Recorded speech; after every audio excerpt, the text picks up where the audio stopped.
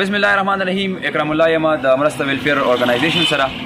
څنګه چې تاسو ته پته ده چې په ټول نړۍ کې د کرونا وایرس یو وبا خپره شوې ده، په دغه سلسله باندې زموږ سره سونیا شاه ارګنایزیشن فوډ پیکج امداد کړی دی. په دې کلي کې به انشاءالله کانګړه چې څومره پورې علاقه ده په دې کې څومره غریبانان دي، موږ به دا فوډ پیکج ورته نن ورکوو. دې کې به تاسو زموږ سره پوره حصه کوئ.